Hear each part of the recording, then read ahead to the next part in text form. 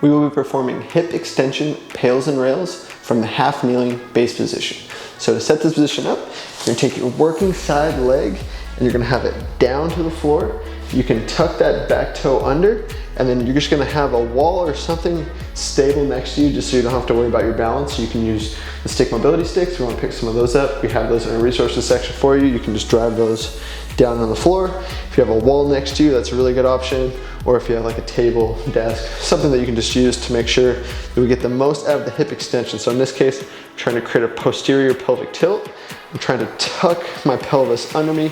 I'm squeezing the glute of my working leg, and I'm just trying to find more hip extension. So I don't want to just do this, right? Because that's going to be a lot of lumbar extension.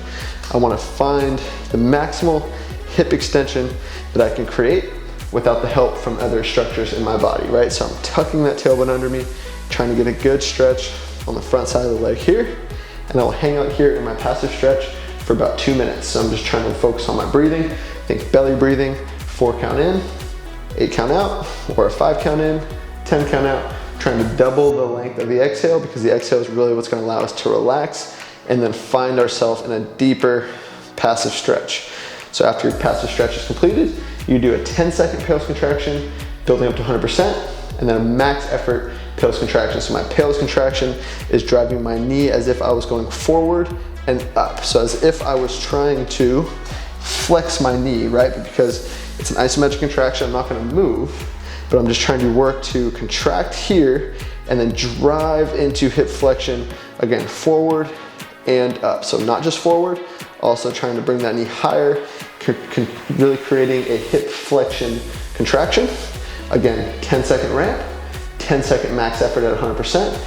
Rails contraction, I go 100% right away, 15 seconds. I'm staying in extension. Now I'm trying to drive this hip back. So now I'm trying to contract glute, hamstring, as if I was trying to drive this mat away from me behind. Max effort, 15 seconds. I then find myself deeper in that hip extension stretch, relax, hang out there, deeper in that stretch for about 30 seconds after 2 minutes. And then I can repeat for another 1 to 2 rounds, for doing 2 to 3 rounds total.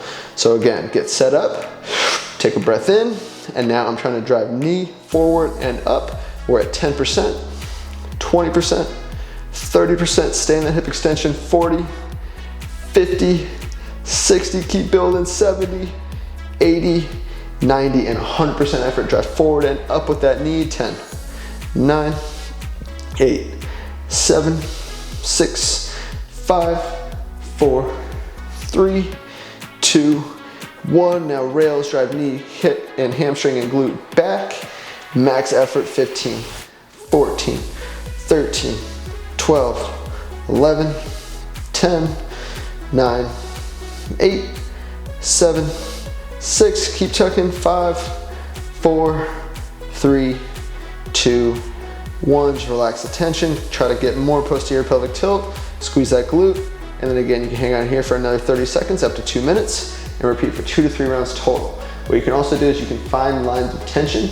So if you need to scoot this leg out more, you can go a little bit more medially. If you can drive it more here, you can drive a little bit more laterally.